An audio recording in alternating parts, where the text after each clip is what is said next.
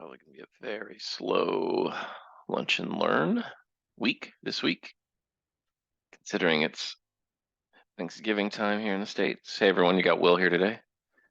We have one pre-submitted question.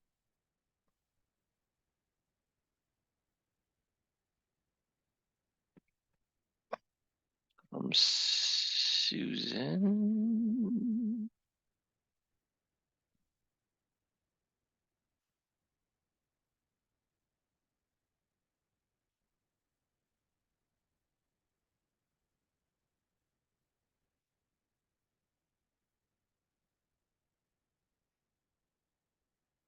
Yeah, please let us know. As always, you can ask a question in chat, ask it in the QA section, or just use raise hand, and I'll mute you, and then we can chat through your question. Do you have a question? One pre-submitted question from Susan. I don't see her on yet, so we'll wait a minute, see if she joins to talk through it. Hey, Radley, what you got, man? They will. So I have a flow execution extension data type, and one of the members of that the data type is requester. So it's an account type. Okay. I want to do a fetch based off of the requester equals the person logged in. I'm not seeing that complex data types are shown in the fetch criteria. Is there a way for me to do that? It's the whole account. Yeah, because I'm using other parts of the account within the flow. So right now I'm just looping through all the requests to see if the requester account equals the logged in account. I see. And so you want to get like a list, you want to show a list of these process folders that were created by a certain person? Exactly. I would use the created by value then. Like on the, if you're creating a report, or you're doing fetch cry, you're doing a, oh man, you're doing a fetch, right? Inside of a flow. Right. So I'm looking at, there's a couple criteria. I'm looking to see if, if it was approved by this person or if it was created by this person. Mm-hmm. Yeah, man. On these calls, I often realize how overly difficult things can be. And in this tool, what I would do is this: create a report. I know you're using fetch entities, using this in a flow, but like find your flow structure, right? Yep. Add your fields, whatever you want, right? Because the problem is you've got data in a couple different tables. Yeah. Right. And the thing I think you'll have a custom field called approved by on your data type, right? Yep. Yep. And then you'll have on the folder you would have created by. Then you can add like a field filter, right? You could say created by equals, set this to runtime editable. Then what you can do is come back in and under results, report access, generate a step to run this. And you could call this, check submitter or something, right? And created by, I'll just make that empty and save this.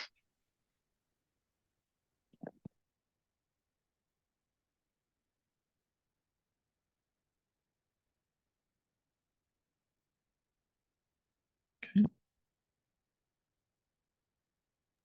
And then what you can do is you can use that report step as basically like a custom fetch step. So I'll come into designer entities, reporting, run report, right? And what I'm going to do is I'm going to pick that report, right? Which is report 1. And then I'm going to change its return data to select type. And you'll notice it's going to provide me with the output type I did in the report viewer. And then it should also let me have created by equals value, and I can do constant, and I'll say, I don't remember exactly, but I'll say admin@decisions.com. I'll debug this, debug, and view input output data, admin. Yeah, then you can see there's my output data. Okay. And then that way you can get your data back. If you were using a case, it'd be pretty straightforward to just use a fetch entity step. Your type would be folder. Your extension type name would be, your case data type, and then you could just add approved by or created by. But it's a little trickier to get three joins together like you need to for a process folder. Awesome. Very good. Thanks, Will. Yeah, you bet. All right, and then, all right, Chris Young, what do you have for us? What can I do for you? All right. So good morning.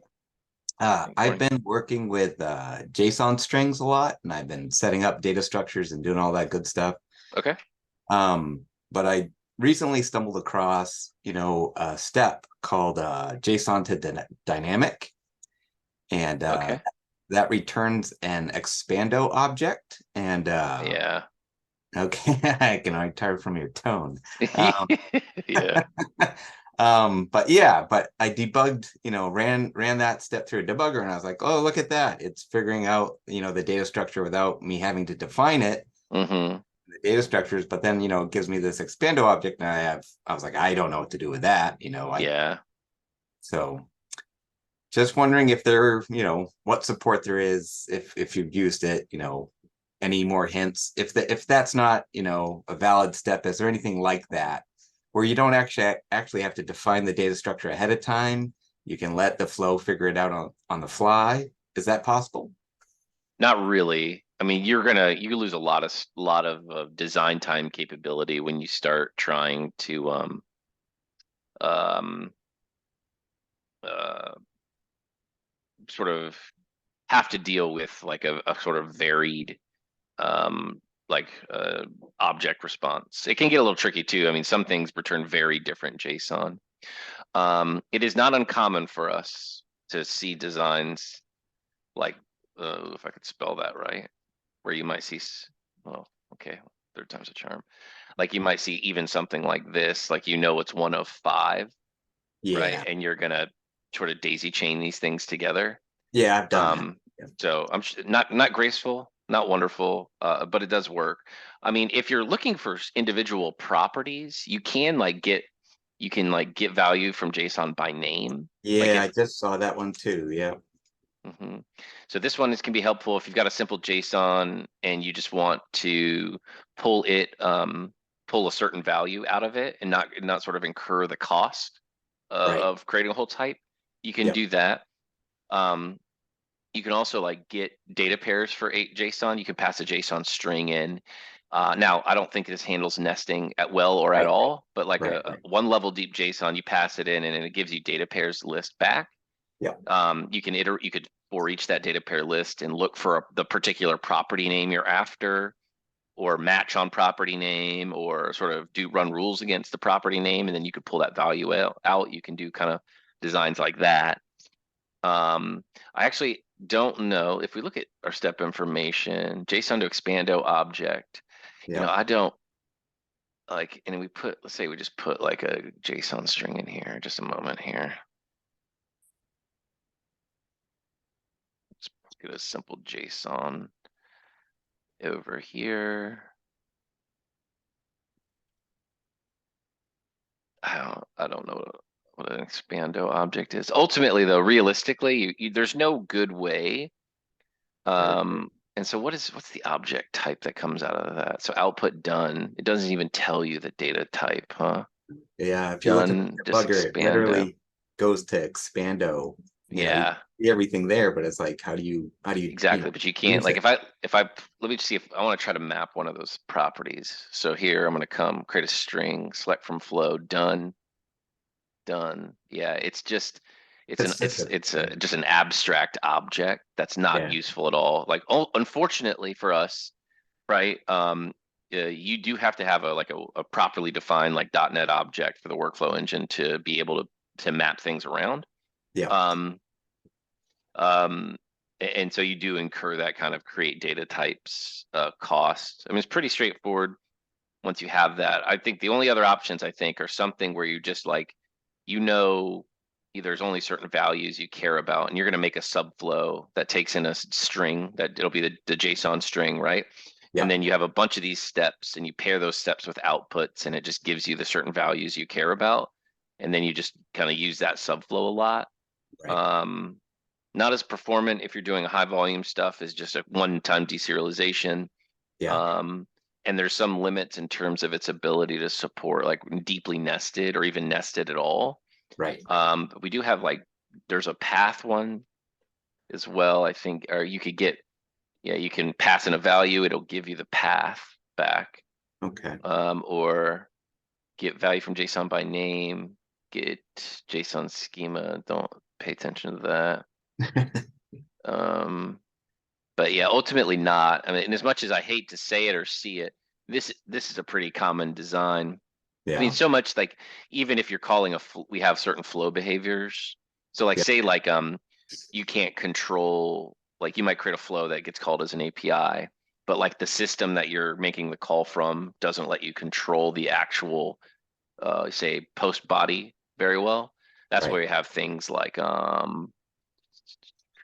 this post to flow handler. Okay. This is a behavior and decisions called a post to flow. And if you were to look at it, it has just kind of generic data that it can take in the payload as a string. And Hmm. it's not uncommon to see that same pattern where we've got like one entry point and we've got a lot of these steps sort of daisy chained, going into separate subflows, to kind of figure out the right data type to care about, Okay. anything like that. So Alrighty. yeah, sorry for the sort of no good news there. Yeah. Yeah. Yeah. Yeah. But yeah, that's kind of what I was saying. So yeah, good to have that confirmed. Hmm. Yeah. Anything else I can help you with there? I think that's it. Okay, great. Thanks. Yeah, you bet. All right, and then Susan's got a question. You want to know how to connect a decisions report to Power BI. Yes, please. So I think I would say the biggest question is, what's the decisions report of?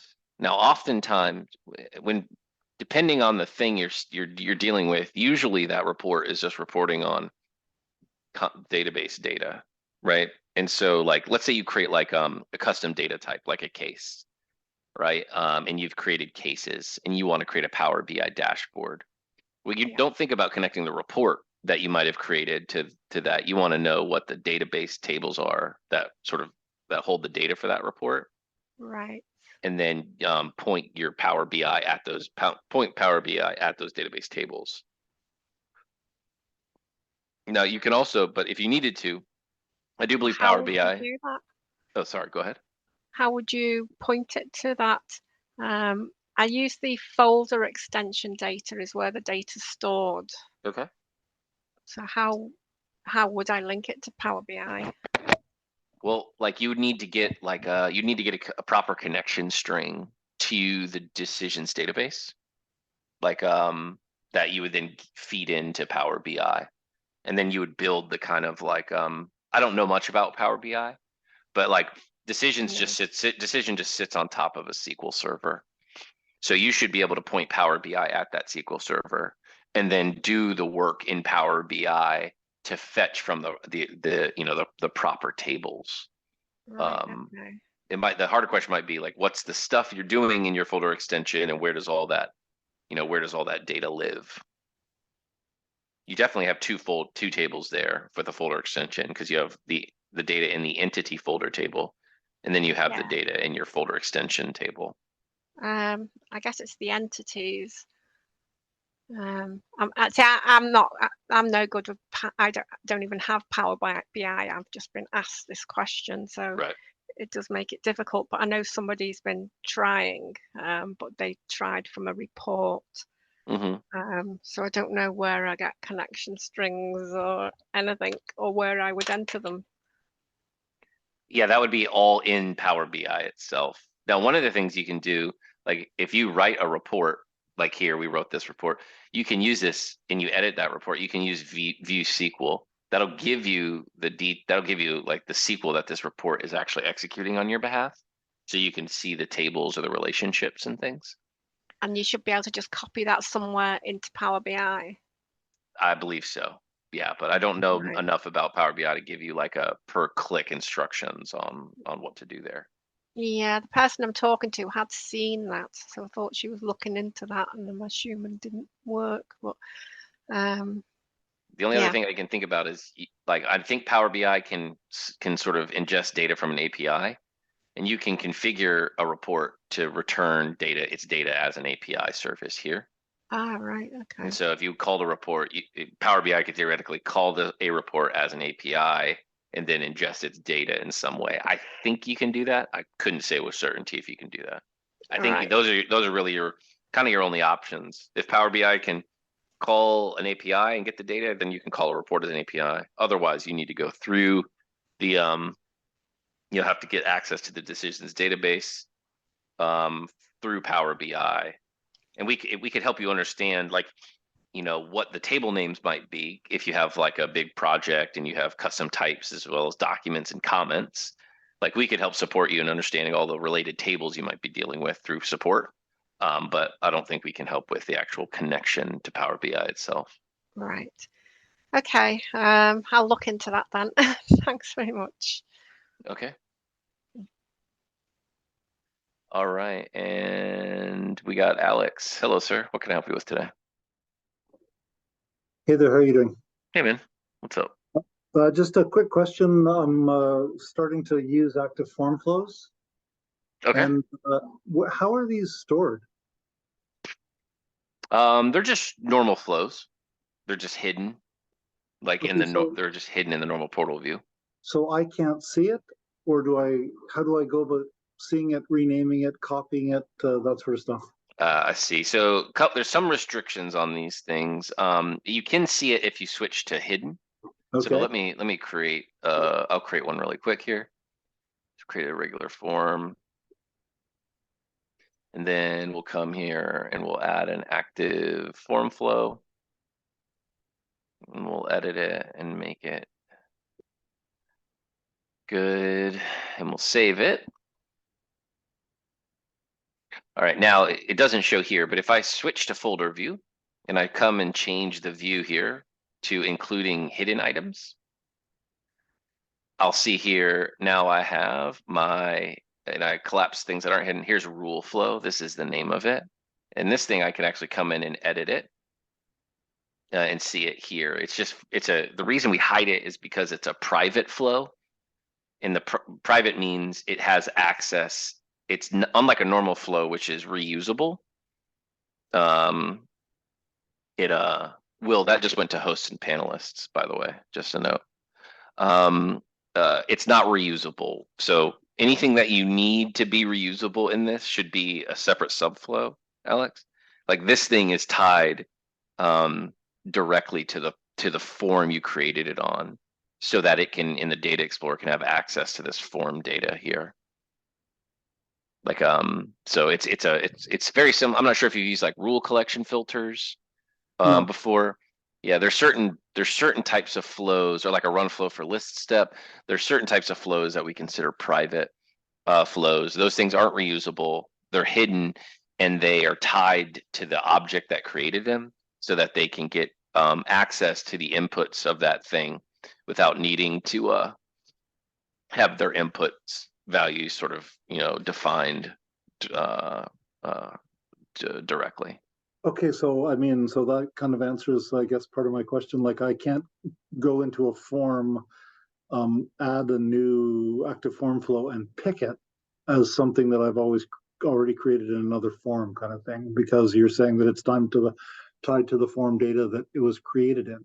That's exactly right. But in a public flow, something that is pickable, is there a way to get access to the form data?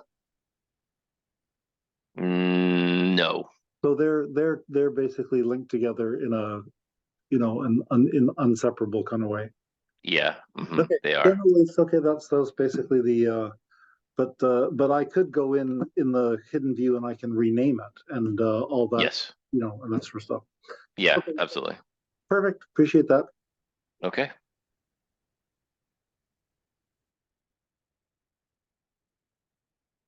All right. Let me know if there's any other questions. That looks like that exhausts um our pre-submitted questions, as well as all of the questions asked out right now.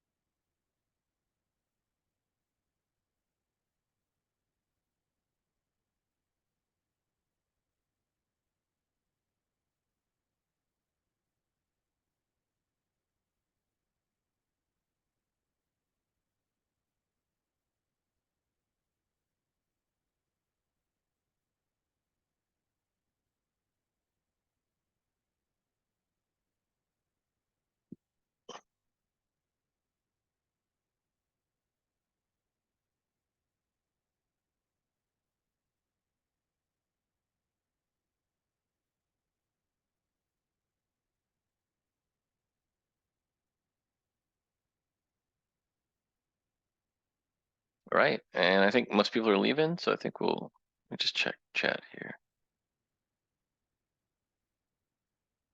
Let's see. I think we'll go ahead and call it a day at 12:23. Thanks for the questions, everybody. See you same time tomorrow.